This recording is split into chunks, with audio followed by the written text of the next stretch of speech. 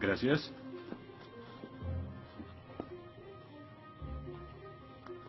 Disculpe, señor... Wheaton. George Wheaton. Señor Wheaton, ¿le pasa algo? No puedo hacer esto.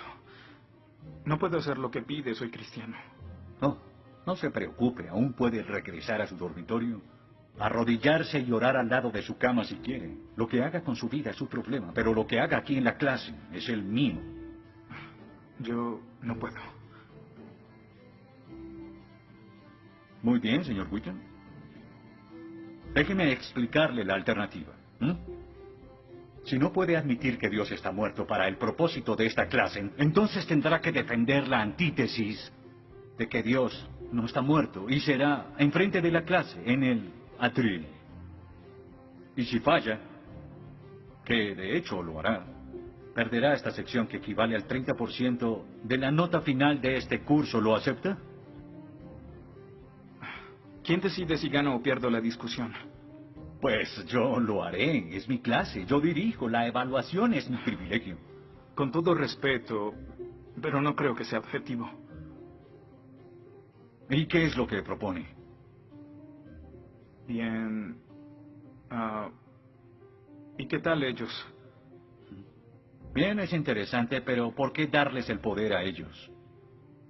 Ya los convenció, lo que debo hacer es desconvencerlos, para que admitan su error.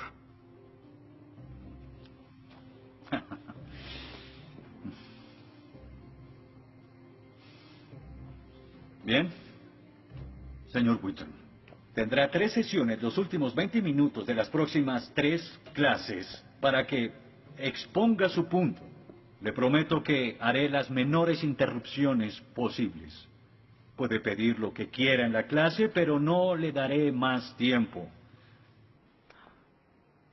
Los ateos dicen que nadie puede probar la existencia de Dios, y tienen razón.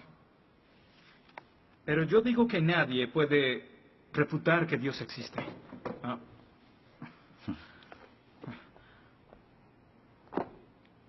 Pero la única forma de debatir este asunto es observando la evidencia disponible. Y es lo que vamos a hacer. Pondremos a Dios en un juicio, con el profesor Radisson como fiscal y yo como el abogado defensor, y ustedes como el jurado. La mayoría de cosmólogos están de acuerdo con que el universo empezó hace 13.7 billones de años en un evento conocido como la Gran Explosión. Ahora, analicemos la descripción del físico ganador del premio Nobel Steven Weinberg de cómo habría sido la Gran Explosión y, ya que él es ateo, podemos estar seguros de que no hay ninguna inclinación religiosa en su descripción. Al principio, hubo una explosión y en 3 minutos, 98% de la materia que hay o habrá se produjo. El universo apareció. Por 2500 años, la mayoría de científicos estuvieron de acuerdo con Aristóteles, con la idea de que el universo siempre ha existido sin inicio o final. Pero la Biblia no está de acuerdo. En 1920, el astrónomo belga Georges Lemaitre, teísta, que de hecho... ¿Qué es un teísta? Un teísta es alguien que cree en la existencia de Dios. Dijo que todo el universo saltó a la existencia en un billonésimo de segundo. De la nada, en un inimaginable destello de luz. Así es como esperaría que el universo respondiera si Dios hubiera dado la instrucción en Génesis 1:3 que exista la luz. En otras palabras, el origen del universo apareció como se esperaría después de leer Génesis y por 2500 años. La Biblia tiene razón y la ciencia está equivocada. Todo apunta a un Dios que lo creó, verán. En el mundo real no se ven cosas que se salgan de la nada, pero los ateos quieren hacer una excepción en esta regla. Específicamente en el universo y... Pero en su libro El espejismo de Dios, Richard Dawkins dice que si me dices que Dios creó el universo, entonces tengo el derecho a preguntar quién creó a Dios. La pregunta de Dawkins solo tiene sentido en términos de un Dios que ha sido creado. No tiene sentido en términos de un Dios no creado. que es la clase de Dios en el que creen, incluso dejando a Dios fuera de la ecuación, tengo el derecho de devolverle la pregunta al señor Dawkins y decir, si el universo te creó, ¿quién creó el universo? Ven, tanto teístas como ateos están agobiados por contestar la misma pregunta de cómo iniciaron las cosas. Lo que espero que entiendan de esto es que no hay que cometer suicidio intelectual para creer en un creador tras la creación, y en la medida que descarten a Dios, se verán obligados a encontrar una increíble explicación de cómo las cosas iniciaron.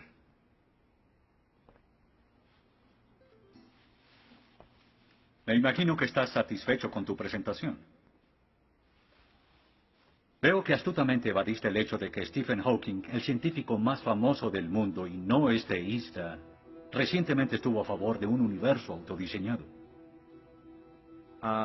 No lo evadí, simplemente... Simplemente no lo sabías. Bien, veamos lo que el profesor Hawking, profesor lucasiano de física de Cambridge, quien ahora ocupa la silla usada por Sir Isaac Newton, tiene que decir sobre el origen del universo. Y cito: ya que hay una ley como la gravedad, el universo puede y se creará de la nada. Creación espontánea es la razón. Hay algo en lugar de nada. Por eso es que el universo existe. Nosotros existimos. No es necesario invocar a Dios para tener al universo en movimiento. Final de la cita. Nunca ibas a mencionar su comentario, pero su opinión se mantiene.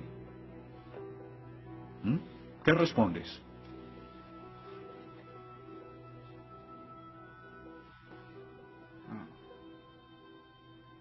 No sé.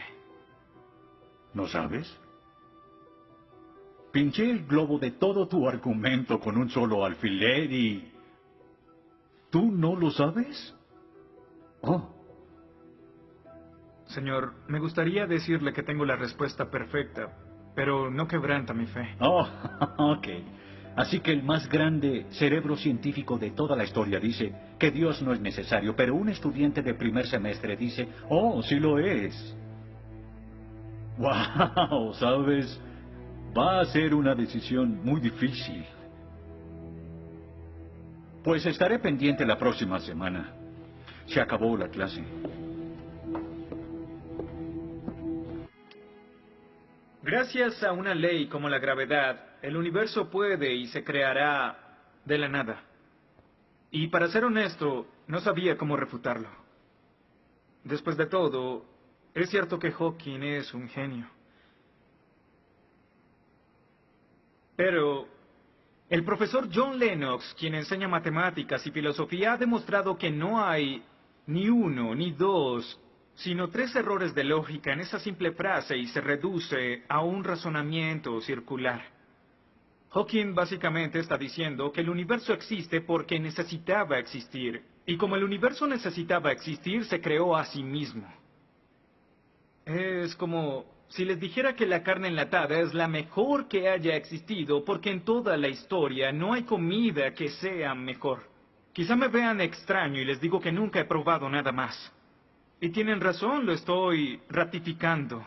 Pero cuando Hawking afirma que el universo se creó a sí mismo porque así debía ser, y luego dice que tiene una explicación de cómo y por qué fue creado, no reconocemos que está haciendo lo mismo. Pero así es. Continuando con Lennox, sandeces se quedan en sandeces, aunque sean dichas por un famoso científico. Y el público asuma que son declaraciones de la ciencia. Este es el tope de la arrogancia. ¿Me estás diciendo que tú, un estudiante, afirma que Stephen Hawking está mal? No. Lo que digo es que John Lennox, profesor de matemáticas y filosofía, encontró que las razones del profesor Hawking son incorrectas. Y si no soporta mi desacuerdo con Hawking, le sugiero que vaya a la página 5 de su libro, en donde insiste en que la filosofía está muerta. Y si está tan seguro de la infalibilidad de Hawking y la filosofía realmente está muerta, entonces no hay necesidad de esta clase. El mal. Se dice que el mal es el arma más potente del ateísmo contra la fe cristiana. Después de todo, la existencia del mal nos lleva a una pregunta. ¿Y si Dios es tan bueno y tan poderoso, ¿por qué permite que el mal exista? La respuesta a esto es muy simple. Libre albedrío. Dios permite que el mal exista por el libre albedrío. Desde el punto de vista cristiano, Dios tolera el mal en este mundo por un tiempo, para que un día todos los que eligieron amarlo estén con Él en el cielo, apartados del mal, pero con el libre albedrío intacto. En otras palabras, la intención de Dios con el mal es destruirlo un día. Oh, qué conveniente. Un día me desharé de todo el mal del mundo, pero hasta ese momento tendrán que lidiar con las guerras, holocaustos, tsunamis, pobreza, hambruna y sida. Que se diviertan. Luego nos enseñará sobre el absolutismo moral. ¿Pero por qué no? El profesor Radisson, quien claramente es ateo, no cree en absolutismo moral, pero en su programa dice que planea hacernos un examen en la última semana. Apuesto a que si consigo una A en el examen haciendo trampa, inmediatamente empezará a sonar como un cristiano, insistiendo que está mal hacerlo. ¿Y qué base tendría él? Si el propósito de mis acciones es lograr el éxito, entonces, ¿por qué no podría hacerlo? Para los cristianos, el punto de la moralidad, lo que constituye lo bueno y lo malo, es una línea directa que nos conduce hacia Dios. Oh, estás diciendo que necesitamos a Dios para ser morales, que una moral atea no es posible. No, pero sin Dios no hay una razón para ser moral, no habría un estándar para el comportamiento moral. Para los cristianos, mentir, robar, hacer trampa en un examen para lograr una calificación que no merezco está prohibido. Pero si Dios no existiera, según Dostoyevsky, este es el punto. Ahora, si Dios no existe, entonces todo es permitido. Y no solo es permitido, sino sin sentido. Si el profesor Radisson tiene razón, entonces nuestra lucha, nuestro debate, lo que decidamos aquí no tiene sentido. Nuestras vidas, nuestras muertes no serán diferentes a las de un pez dorado. Oh, qué ridiculez.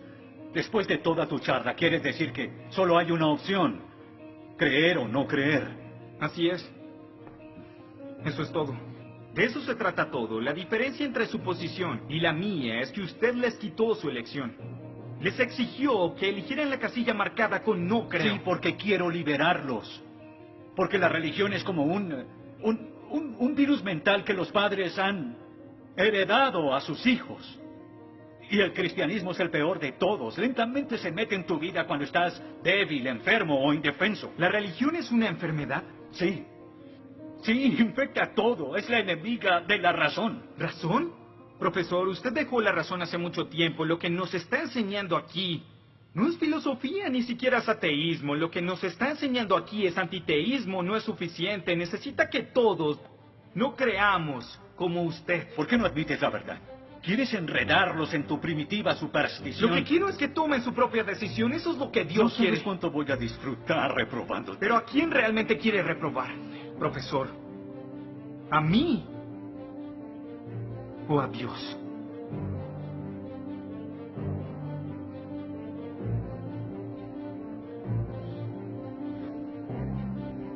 ¿Odia a Dios? Ni siquiera es una pregunta. Ok. ¿Por qué odia a Dios? Esto es ridículo. ¿Por qué odia a Dios? Responda la pregunta. ¿Ha visto la ciencia y los argumentos? La ciencia avala su existencia, conoce la verdad. ¿Por qué lo odia? ¿Por qué? Esta es una pregunta simple, profesor. ¿Por qué odia a Dios? Porque Él me quitó todo lo que era importante para mí. Sí, yo odio a Dios. Todo lo que siento por Él es odio.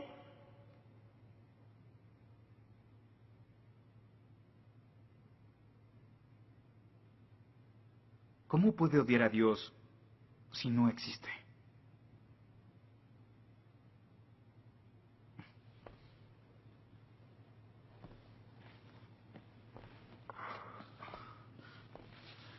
No probaste nada.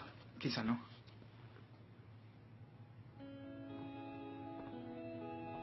Ellos deben elegir.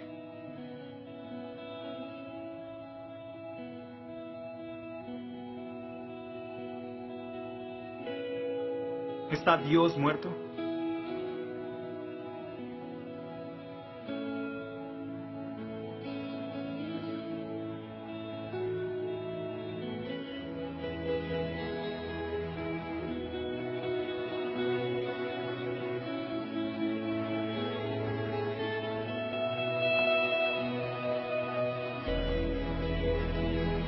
Dios no está muerto. Dios no está muerto. Dios no está muerto. Dios no está muerto. Dios no está muerto. Dios no está muerto. Dios no está muerto. Dios no está muerto. Dios no está muerto.